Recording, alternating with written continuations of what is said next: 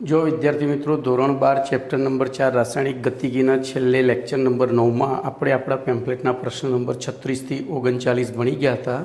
હવે આગળ 39 પછી એસક્યુ નંબર 33 આવે છે ત્યાંથી શરૂઆત કરીશું। તો એસક્યુ 33 હું અહીંયા પ્રશ્નને જવાબ બંને લખીશું। તો S33 નો પ્રશ્ન આ રીતનો છે, सक्रियकरण ऊर्जा की व्याख्या आपो। सक्रियकरण ऊर्जा की व्याख्या आपो।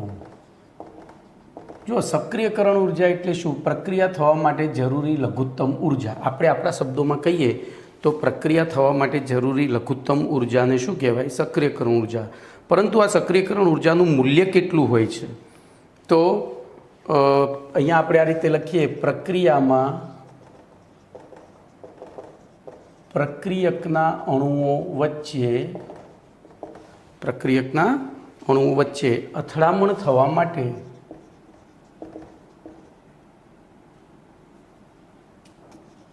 અથડામણ थवा माटे जरूरी लघुत्तम ऊर्जा ने पछी डॉट डॉट डॉट कर दिए तो चाले, बराबर। लघुत्तम ऊर्जा ने प्रक्रिया की सक्रियकरण ऊर्जा कहे छे। एवी रीते S34 ये प्रश्न है, देहली ऊर्जा की व्याख्या आपो। देहली ऊर्जा की व्याख्या आपो।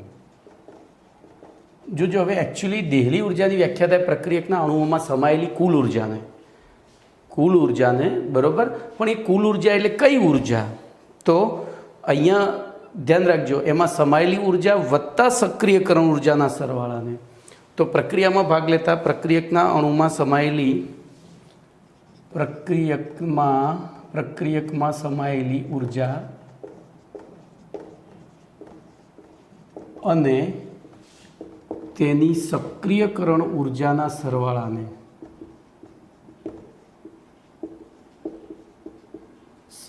ने शुं कहेवाय? देहली ऊर्जा कहे छे। प्रक्रिया में समायेली ऊर्जा अने तेनी सक्रियकरण ऊर्जा। पछी S35 छे, प्रक्रिया वेग अचळांक उपर तापमान की असर जणावो। प्रक्रिया वेग अचळांक उपर तापमान की असर जणावो। तो आपने खबर है, बोलो एक सूत्र में अहींया लखी देवाय के बराबर A इंटू E⁻⁸ बराबर। हवे जो आ सूत्र अनुसार T वधे तेम बोलो E⁻RT शू थाय? विचारो, E⁻RT घटे परंतु आगळ माइनस छे एटले वधे। हवे ए वधे तो आनी घात वधी, तेथी E⁻⁸ वधे अने तेथी बोलो के वधे। सीधे सीधू फरीथी जोजो, टी वधे एम खाली E⁻RT लीधुं होय तो ए घटे, पण आगळ माइनस छे अने माइनस में ऋण मूल्य जेटलुं ओछुं एटलुं वधारे, तो ए वध्युं। तेथी E⁻⁸ तो हवे आपणे अहींया शब्दों में लखी नाखीए। शुं लखीशुं? बोलो। तो तापमान वधे तेम प्रक्रिया वेग अचळांकनुं मूल्य वधे छे। तो तापमान वधे तेम प्रक्रिया वेग अचळांकनुं मूल्य वधे छे। चलो एना पछी प्रश्न दाखला नंबर N14। जो हवे दाखलो छे एटले आपणे एने दाखलानी रीते ज गणीशुं। ध्यान अहींया राखजो।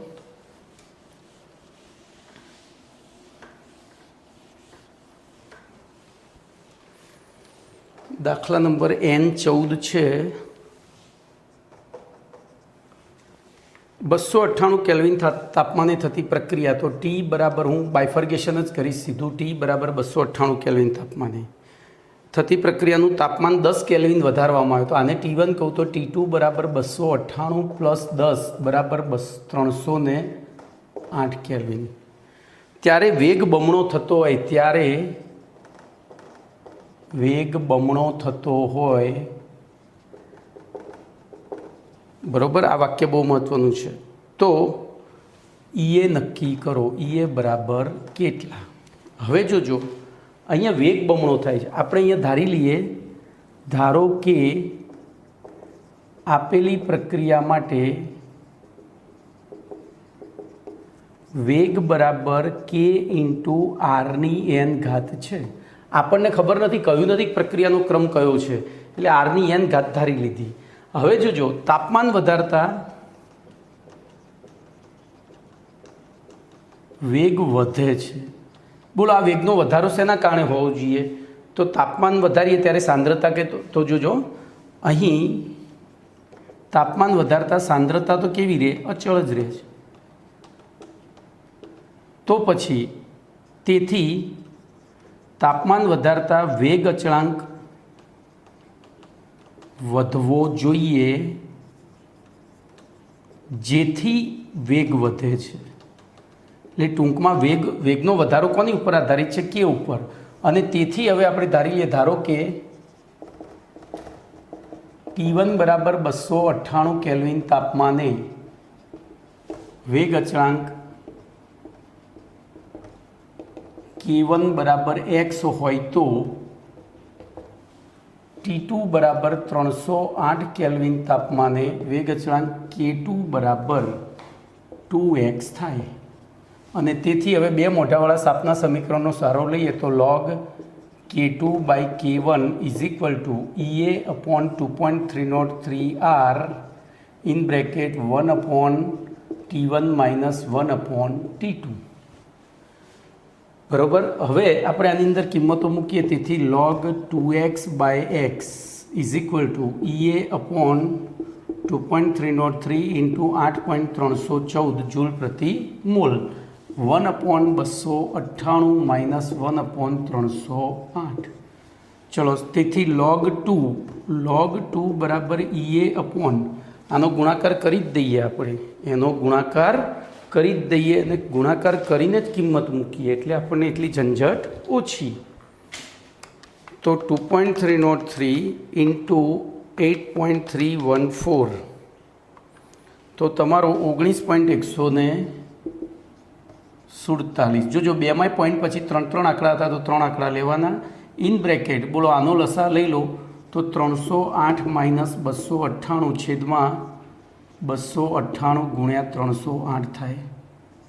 અને હવે સૂત્રનો કરતાં ઈને કરીએ, તેથી ઈએ બરાબર બોલો log 2ની વેલ્યુ 0.3010 ગુણ્યા 19.147 ગુણ્યા 298 ગુણ્યા 308 છેદમાં 10, આ બેનો તફાવત 10 આવશે.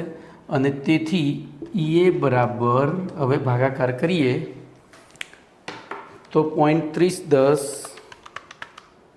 ગુણ્યા 19.147 ગુણ્યા 298 ઇન્ટુ 308 ડિવાઇડેડ બાય 10 એટલે જવાબ તમારો 52,897.38 આવ્યો. 52,897.38 બરાબર આટલા જૂલ આવ્યો. આને કિલો જૂલમાં ફેરવીએ એટલે 52.897. હવે જોજો અહીંયા પોઈન્ટ પછીના આંકડાને બાયફર્ગેટ કરી અને જો કે મેપ જે મારા કેલ્સીથી ગણતરી કરી છે ઓરિજિનલ સાયન્ટિફિકથી, એટલે અહીંયા 7 ના 8 થઈ જાય છે. પણ આપણે 7 કે 8 એમાં બહુ તો કિલો જૂલ પ્રતિ મોલ આન્સર.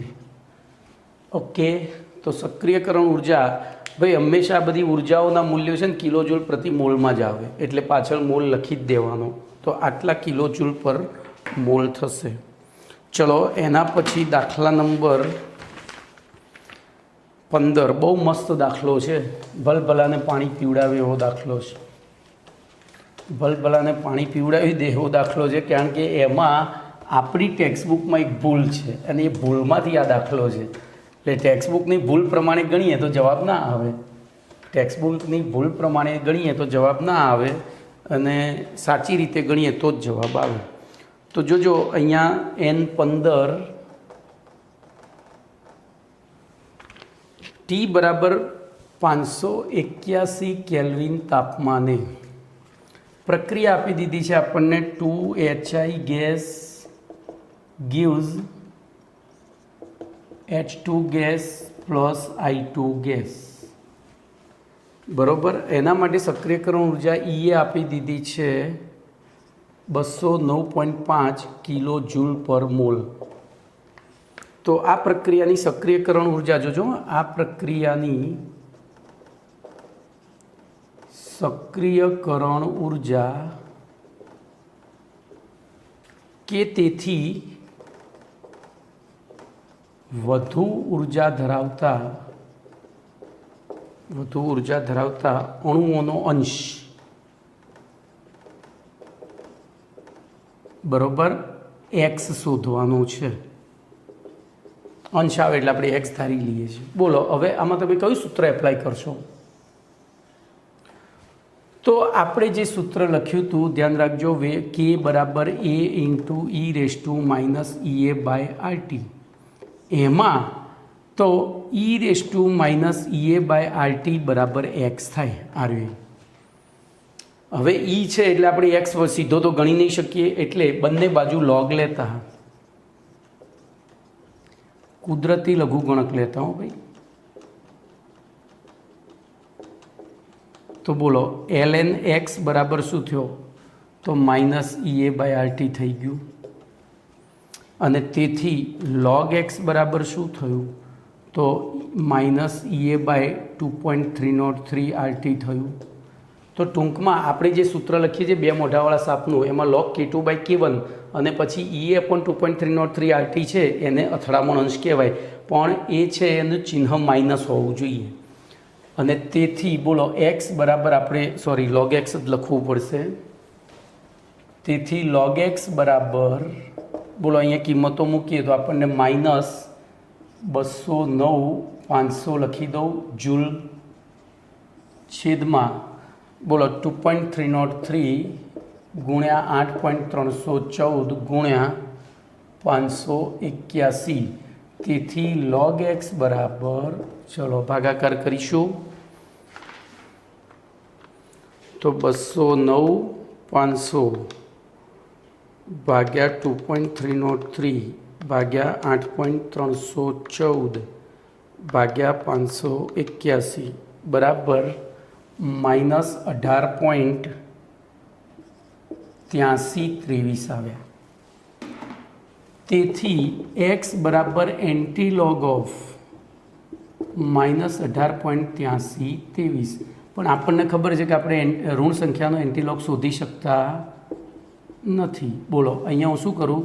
-18 -1 +1 -0.8323. તેથી x બરાબર એન્ટીલોગ, જોજો બે ભાગ પાડ્યા 18 અને 8323ના, -18 આ બાજુ -8323, આમાંથી એક બાદ કર્યો ને આમાંથી, તો આ રીતે જોડકા બનાવી દીધા. એક બાદ કરીને એક ઉમેરી એટલે કોઈ ફરક પડ્યો નહીં, પણ જોડકા બન્યા એટલે હવે શું થશે? તો આ જે રકમ આવી એને કહેવાય 1912 પોઈન્ટ. હવે એકમાંથી 8323 બાદ કરીએ તો 1676 આવે. 1677 લઈ લો ને, 1 - 0.8323 એટલે 0.1677 આવે. અને તેથી x બરાબર એન્ટીલોગ ઓફ 0.1677 ગુણ્યા 10⁻⁻19. અને તેથી x બરાબર, હવે 0.1677નો એન્ટીલોગ શોધીએ કેલ્સીની મદદથી જ. તો 0.1677 ભાગ્યા 3558 વત્તા 1 પછી ગુણ્યા બરાબર 13 વાર, 1 2 3 4 5 6 7 8 9 10 11 12 13. તો 1.4712 આવ્યો. 1.4712 ગુણ્યા 10⁻⁻19. બરાબર કેટલો આવ્યો? 1.4712 ગુણ્યા 10⁻⁻19. હવે આપણા જવાબમાં બરાબર છે 1.4712ની જગ્યાએ, તો આ થયો તમારો આન્સર. ઓકે, તો આ રીતે આ દાખલો ગણવાનો છે. ચલો એના પછી પ્રશ્ન નંબર 40 લઈ લઈએ અને એની સાથે આપણો પાઠ પૂરો થઈ જશે. પણ પાઠ પૂરો થાય એની સાથે સ્વાધ્યાયના દાખલા પણ આપણે આ જ ચેપ્ટરથી આ જ લેક્ચરથી ચાલુ કરી દઈશું ગણવાના, એટલે જેટલા પતે એટલા ઓછા, બીજું શું, બરાબર.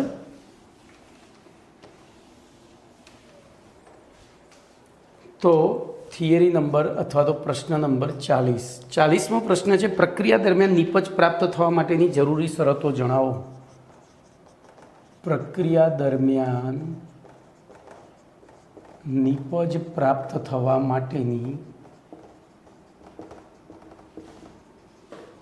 જરૂરી શરતો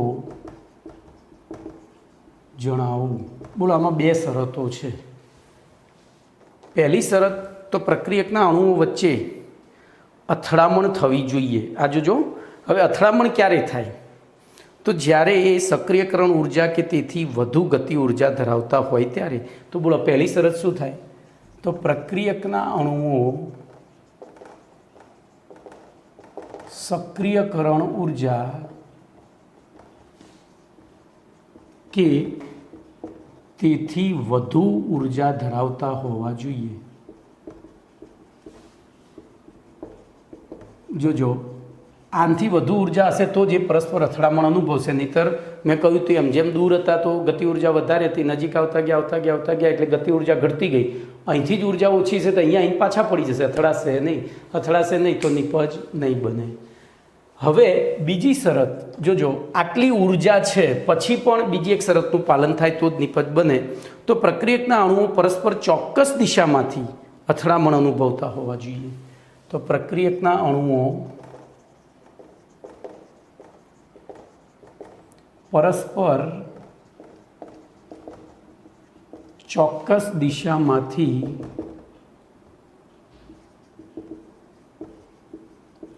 અથડામણ અનુભવતા હોવા જોઈએ.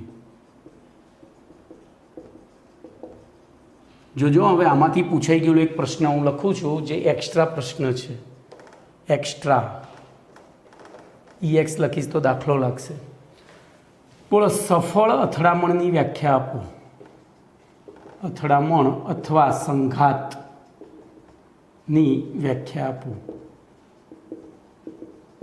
બોલો, શું લખીશું આમાં? તો આ બંનેને ભેગા કરીને લખવાનું છે. આ બંનેને ભેગા કરીને લખવાનું છે. બોલો, શું ભેગું કરીને લખશો તમે? તો પ્રક્રિયાની સક્રિયકરણ ઉર્જા કરતાં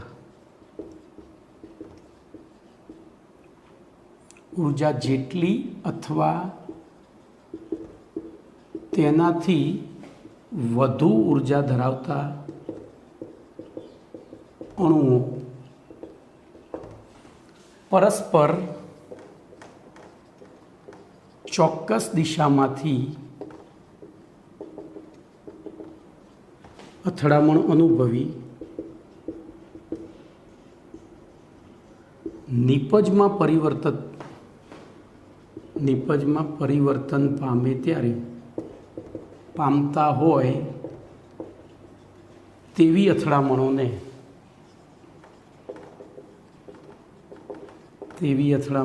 બોલો સફળ અથડામણ અથવા તો સફળ સંઘાત કહે છે.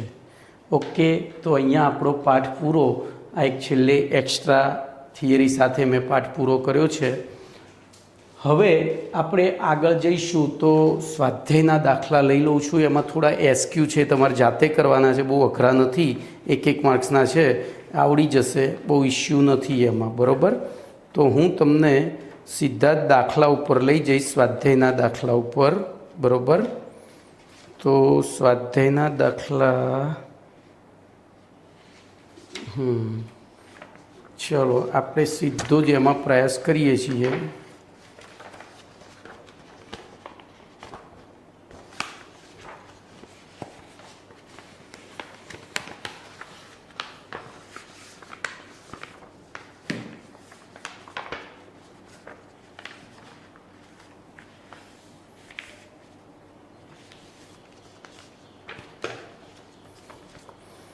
જો મારી પાસે અહીંયા સ્વાધ્યાયના દાખલાની રકમો છે, હું રકમ લખીશ અને આપણે દાખલો, તો તમારા પેમ્ફલેટમાં સ્વાધ્યાયના પ્રશ્નોમાં પ્રશ્ન નંબર 2 એટલે દાખલા નંબર 2 અલગ જ આપેલા છે. પ્રશ્નોના નંબર અને દાખલાના નંબર અલગ આપેલા છે.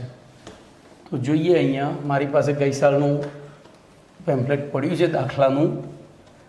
આ વર્ષમાં તો એટલે જૂનું છે, એમાં પાછું 2 જુદું છે એમ.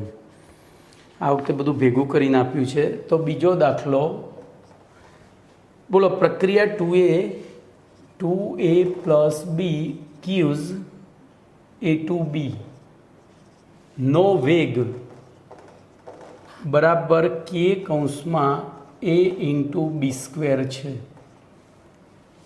પછી વેગ અચળાંક k બરાબર 2.0 ગુણ્યા 10⁻⁶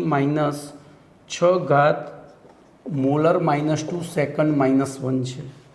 જ્યારે a બરાબર 0.1 મોલર અને બી બરાબર 0.2 મોલર હોય ત્યારે પ્રક્રિયાનો પ્રારંભિક વેગ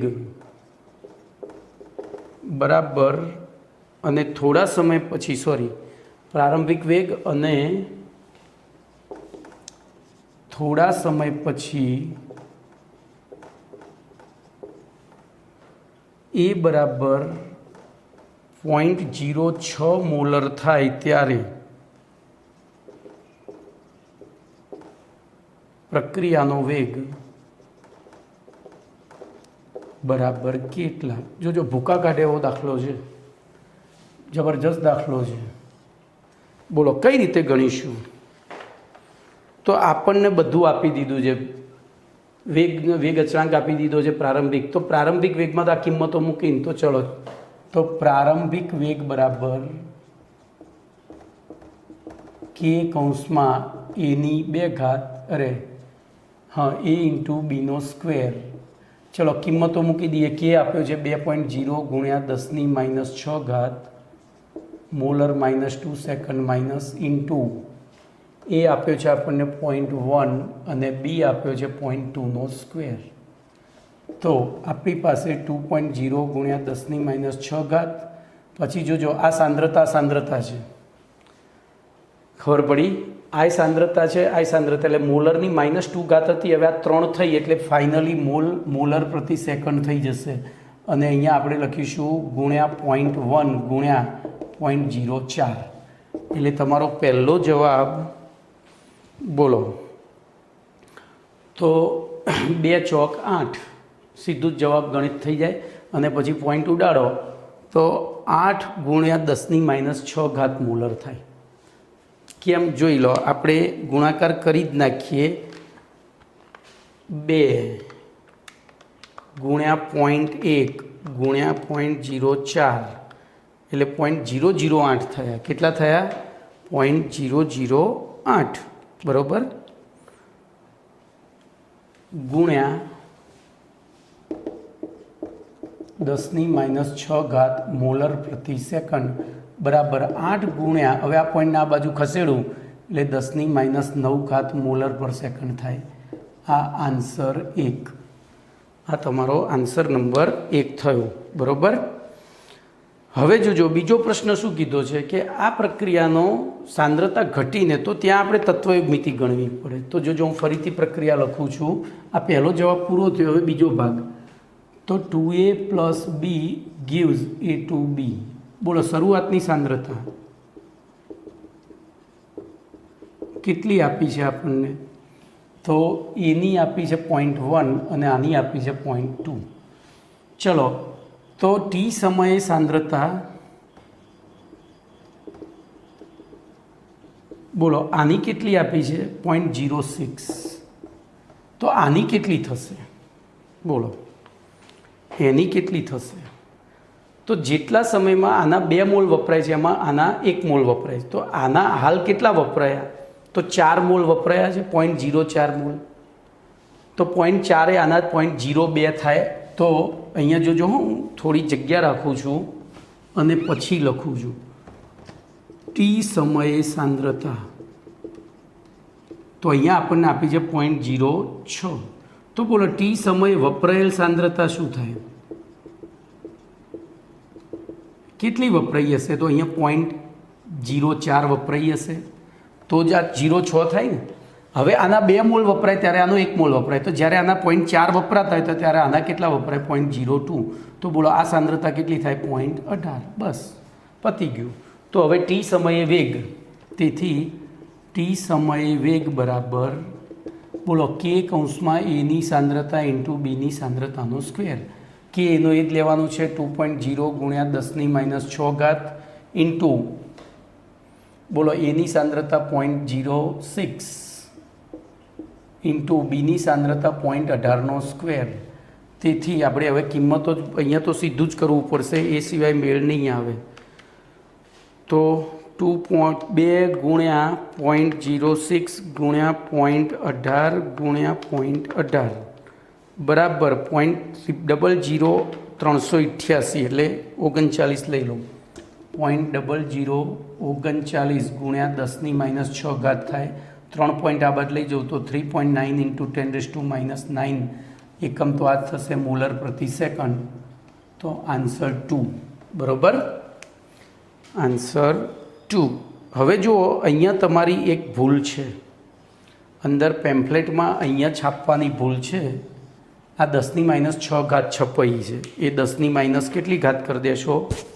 9 ઘાત કરી દેજો બરાબર। 10⁻6 છપાઈ છે, એને 10⁻9 કરી દેજો।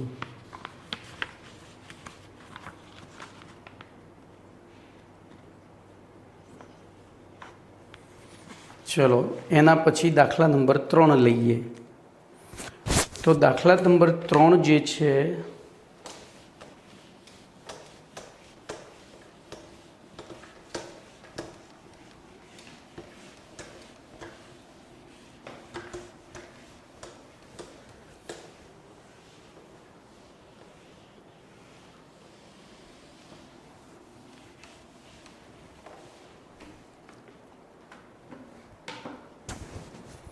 એની રકમ આ રીતની છે।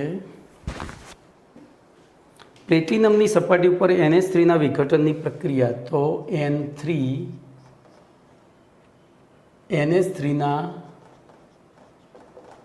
વિઘટનની પ્રક્રિયાનો ક્રમ n બરાબર 0। જો આ પ્રક્રિયાનો વેગ અચળાંક k બરાબર 2.5 ગુણ્યા 10⁻4 મોલર ઇન્વર્સ સેકન્ડ ઇન્વર્સ હોય તો N2 અને H2નો ઉત્પાદન વેગ શોધો। જોજો N2નો ઉત્પાદન વેગ એટલે dN2/dt બરાબર કેટલા, અને H2નો ઉત્પાદન વેગ એટલે dH2/dt બરાબર કેટલા। એકદમ પપલું જેવો દાખલો છે। ચલો આપણે એમોનિયાના વિઘટનની પ્રક્રિયા લખીએ તો NH3 gives N2 plus H2। આને બેલેન્સ કરવી પડે તો પહેલાં અહીંયા બગડો તો અહીંયા તગડો આવશે। ચલો આના ઉપરથી વેગ લખીએ તો વેગ બરાબર -1/2 dNH3/dt વિકલનીય વેગ લખીએ તો ત્વરિત વેગ લખીએ તો પછી dN2/dt અને છેલ્લું 1/3 dN2/dt H2/dt બરોબર। આ ત્વરિત વેગ થયો। કયો થયો? ત્વરિત વેગ। ચલો આના માટે શૂન્ય ક્રમની પ્રક્રિયા છે તો સંકલિત વેગ લખીએ તો k કૌંસમાં NH3ની 0 ઘાત, NH3ની સાંદ્રતાની 0 ઘાત બરોબર। ધ્યાન રાખજો આ સમીકરણ નંબર 2 આ 1, અને તેથી બોલો વિકલનીય વેગ બરાબર, તો વિકલનીય વેગ બરાબર -1 dNH3/dt 2dt is equal two dN2/dt is equal two 1/3 dH2/dt is equal two બોલો હું k લખી દઉં અહીંયા બરાબર k જ લખાય ને, કારણ કે NH3ની 0 ઘાત એટલે તો શું થઈ ગયું? 0। અને તેથી બોલો હવે N2નો ઉત્પાદન વેગ dN2/dt બરાબર કે બરાબર સીધી કેની વેલ્યુ જ મૂકી દેવાની 2.5 × 10⁻⁴ મોલર સેકન્ડ. Molar second. અહીંયા કદાચ છાપવાની ભૂલ છે.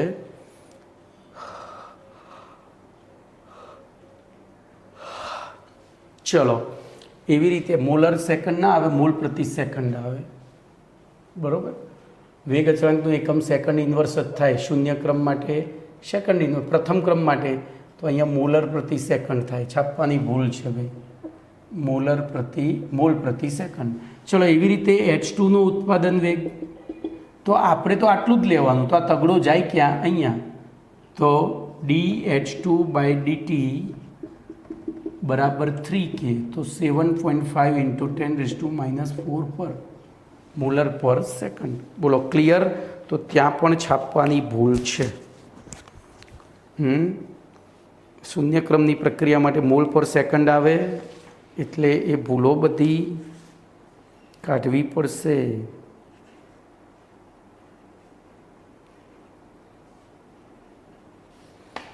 ચલો, એના પછી દાખલા નંબર 8. સીધો જ 8મો આવે છે. વચ્ચે બધા એસક્યુ છે. એસક્યુ જાતે કરી નાખવાના છે. બધા આવી ગયેલા છે ભાઈ. તો દાખલા નંબર 8 જોઈએ.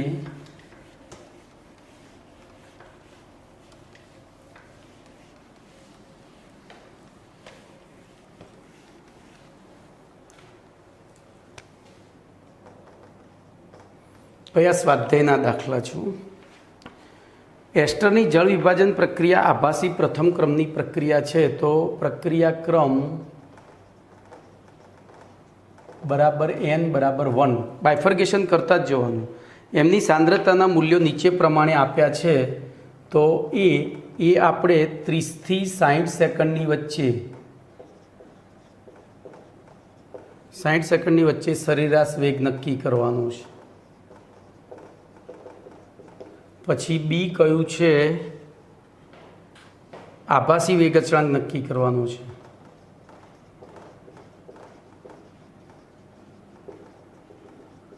બોલો, હવે હું બાકીનું બધું નથી લખતો કારણ કે સમાશે નહીં, અને લખવું હોય તો લખી નાખીએ. ચલો ને ઊભું લખીશું આપણે. આડીની જગ્યાએ ઊભું લખીએ. બોલો, સમય ટી સેકન્ડ અને સાંદ્રતા મોલારિટીમાં. આપણને આ રીતની રકમ આપી છે. 3 વેલ્યુ આપી દીધી છે. 4 આપી છે તો 4 લખીએ આપણે. ક્યાં ઘસાઈ જવાનું છે? 0, 30, 60 અને 90. પહેલી 0.55 0 એ, પછી 0.31, 0.70 અને 0.85. બરાબર.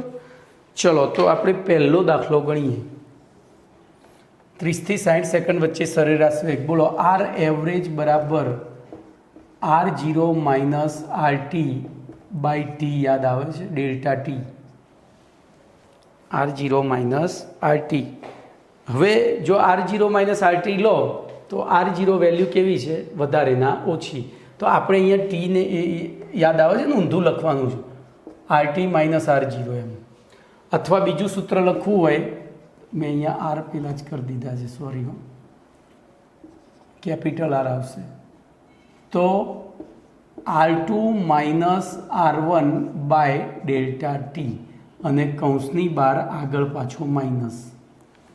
યાદ આવે કે નહીં? કૌંસની બહાર આગળ પાછો માઇનસ.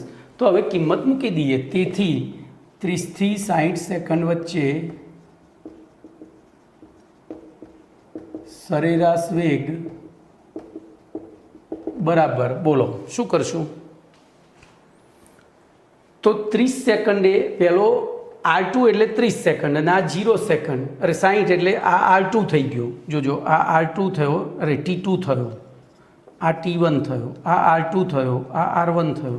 તો આપણે અહીંયા કરીશું -0.70 -0.31 છેદમાં 60માંથી 30 ગયા એટલે 30. બોલો, 31માંથી 17 ગયા એટલે 0.14/30 બરાબર. બોલો કેટલો થશે? તો 14/30 કરીએ એટલે 4.67 ગુણ્યા 10⁻³ હું સીધું વૈજ્ઞાનિક અંક પદ્ધતિમાં જ લખું છું.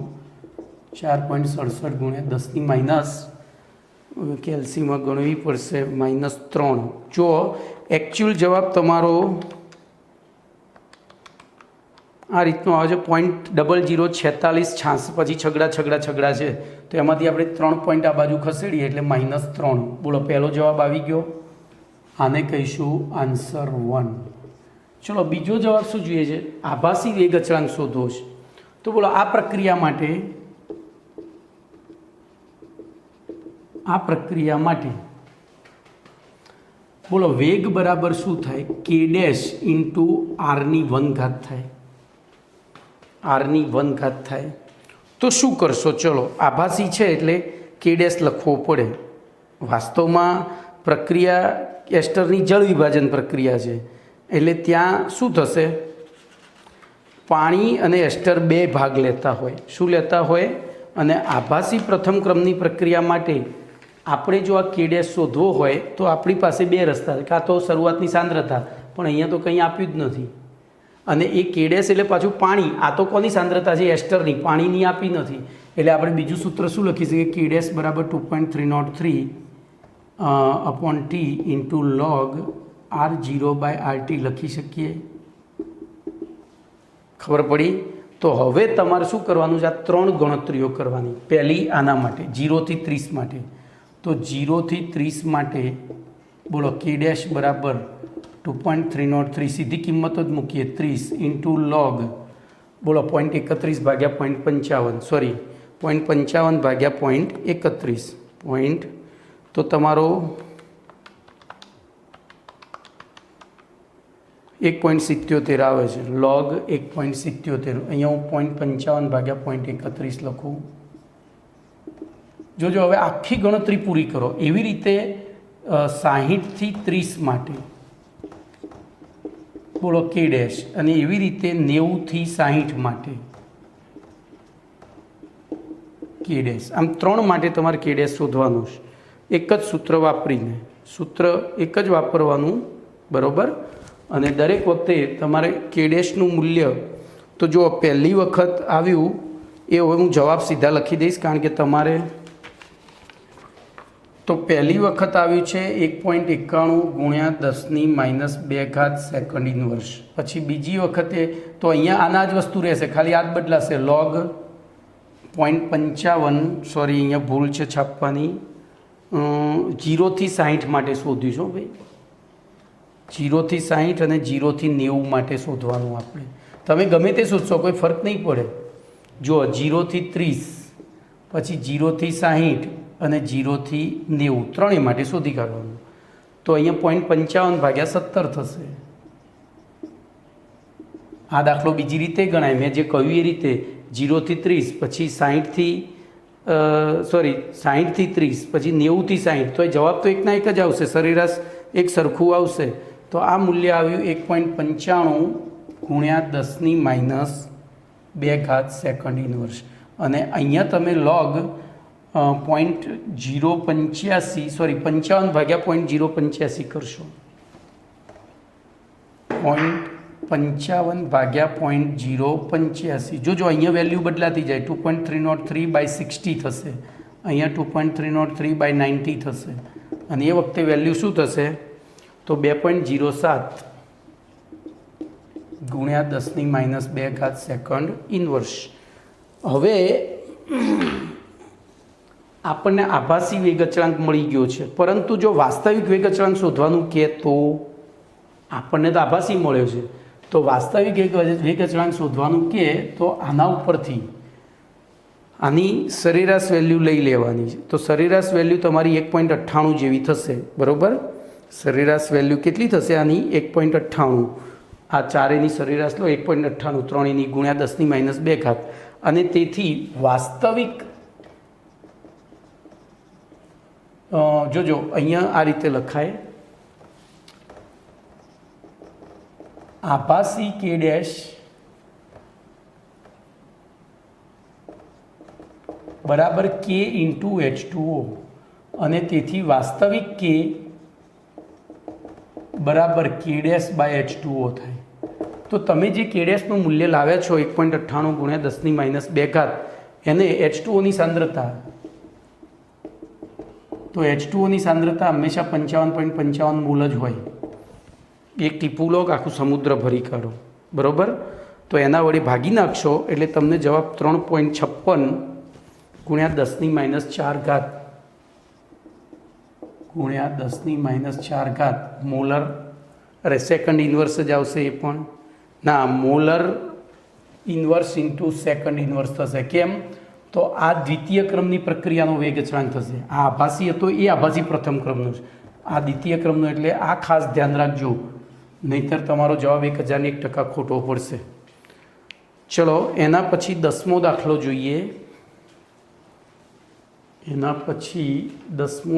જોઈએ. એક જ મિનિટ હો ભાઈ. તો 10મો દાખલો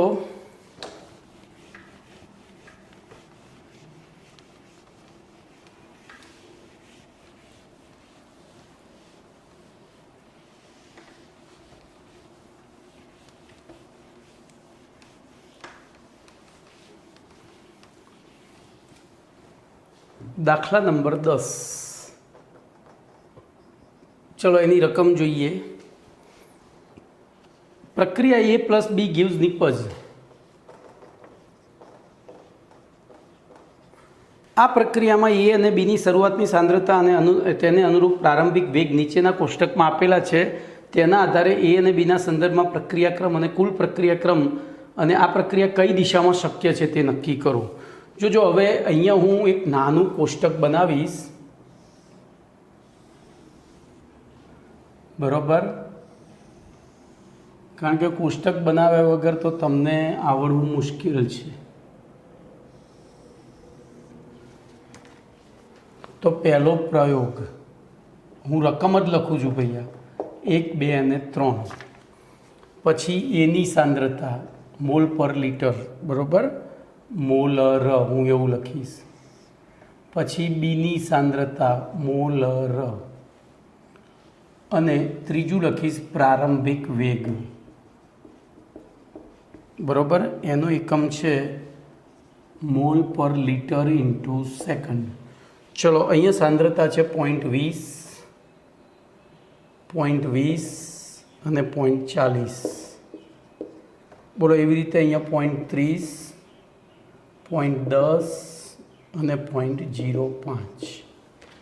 પછી અહીંયા છે 5.07 × 10⁻⁵. અહીંયા છે 5.07 × 10⁻⁵. અને અહીંયા છે 1.43 × 10⁻⁵.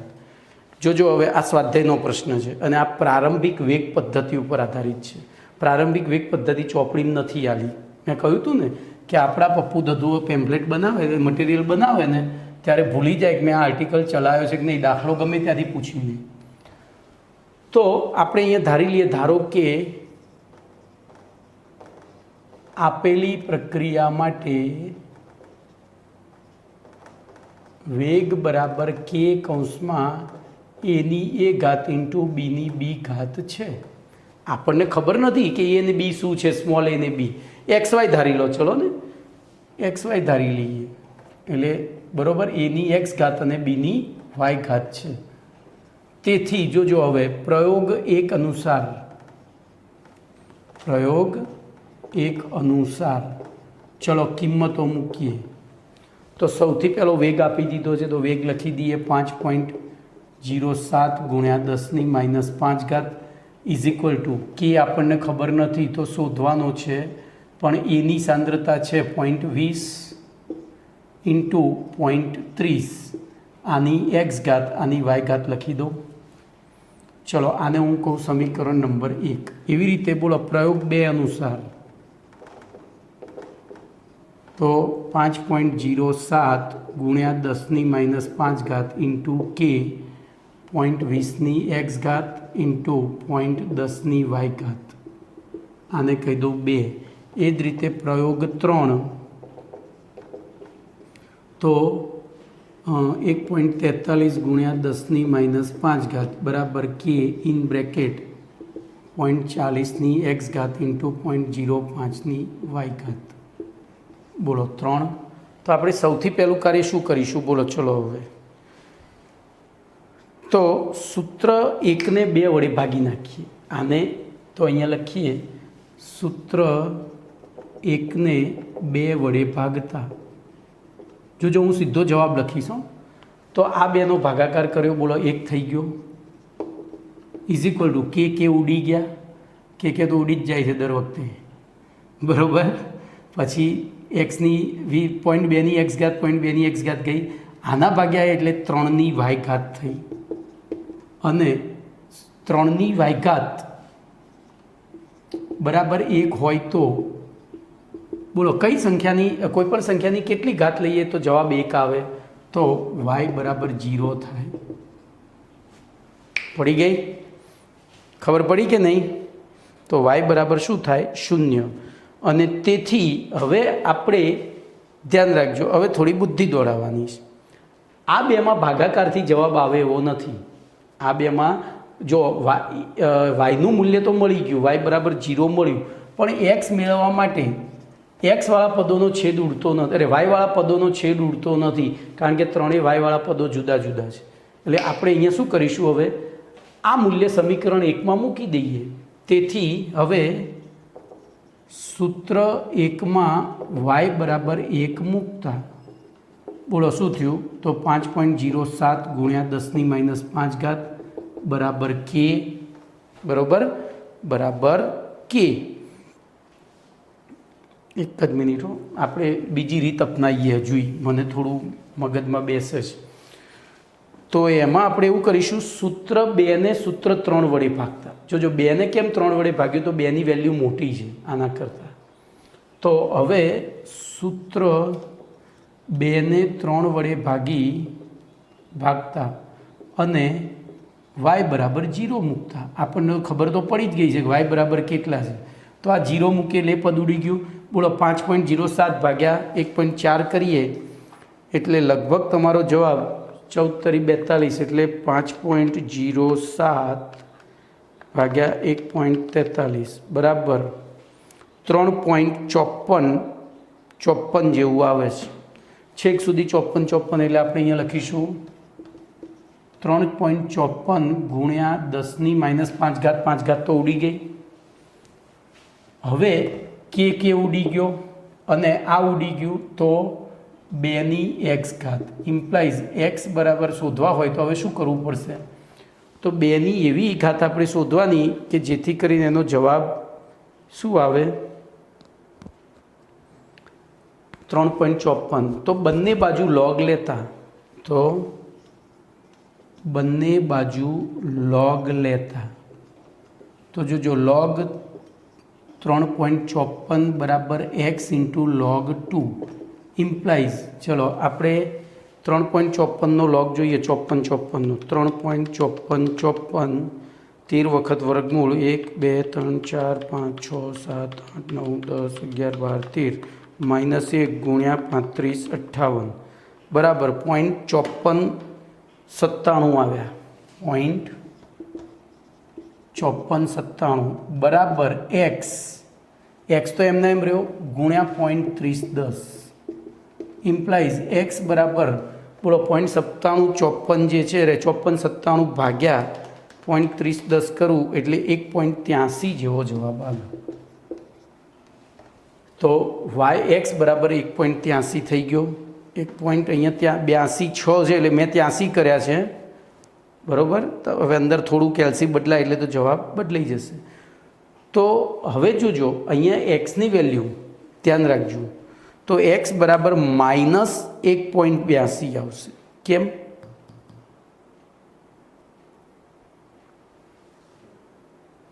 બોલો કેમ? એક જ મિનિટ હો ભાઈ, અહીંયા ભાઈ દાખલો ગણવાની ભૂલ લાગે. 2ને 3 વડે ભાગતા અહીંયા થોડી ભૂલ છે અંદર.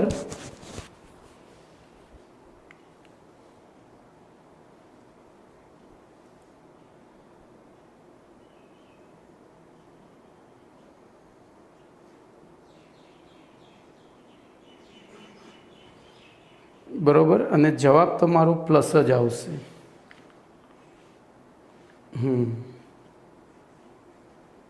હવે જોજો, જવાબ તમારો પ્લસ જ આવશે, કારણ કે અહીંયા મારી ભૂલ થઈ છે. આને 2 ઊંધું ભાગ્યું છે, 3 ને 2 વડે ભાગીને જવાબ લાવ્યો છું. એટલે મૂળ ગણતરી એની એ જ થાય, જવાબ એનો જ આવે. એટલે હું જોતો હતો કે આપણે અહીંયા ઊંધું કર્યું છે, 10 ને 5 વડે ભાગીએ એટલે 2 થાય. ના રે, બરાબર છે. તો 2 ની x ઘાત, અરે યસ, બરાબર છે ભાઈ. આ 20 ને 4 વડે ભાગવાના હતા, એટલે આપણી ભૂલ છે. અહીંયા log 2 ના આવે, અહીંયા log 0.5 આવે, અને log 0.5 લો એટલે -3010 થાય, અને -3010 એટલે -1.82. પણ -1.82 હોઈ શકે નહીં, હોઈ શકે નહીં, બરાબર. એટલે શું કરવાનું છે? તો આપણે એને પ્લસ કરીને જવાબ લેવાનો છે. ઓકે, ચલો એના પછી 11મો દાખલો જોઈએ. ચલો આટલે સુધી રાખીએ છીએ, બીજું નેક્સ્ટ ટાઈમ. હવે એક વસ્તુ રહી ગઈ આમાં, એક અધૂરો છે પ્રશ્ન, કે પ્રક્રિયા કઈ દિશામાં શક્ય હશે. તો ધ્યાન રાખજો. તો આપેલી પ્રક્રિયામાં જોજો, આ પ્રક્રિયા એના સંદર્ભમાં ઋણ ક્રમની થઈ, -1.82, એના સંદર્ભમાં ઋણ ક્રમની, અને બીના સંદર્ભમાં શૂન્ય ક્રમની છે. એટલે ઓવરઓલ પ્રક્રિયા કેવી થાય છે? તો આથી પ્રક્રિયાનો કુલ ક્રમ -1.82 થાય છે. પરંતુ કોઈપણ પ્રક્રિયાનો કુલ ક્રમ ઋણ હોઈ શકતો નથી. આથી આપેલી પ્રક્રિયા પુરોગામી દિશામાં શક્ય નથી, પરંતુ પ્રતિગામી દિશામાં શક્ય બનશે. બરાબર. આ ઋણ છે, અહીં પ્રક્રિયાનો કુલ ક્રમ, બોલો, x + y બરાબર -1.83 વત્તા 0 બરાબર -0.83, જે ઋણ છે. આથી પ્રક્રિયા પ્રતિગામી દિશામાં થતી હશે. કઈ દિશામાં થતી હશે? પ્રતિગામી દિશામાં થતી હશે. તો આટલે સુધી રાખીએ આપણે, દાખલા નંબર 11 સુધી.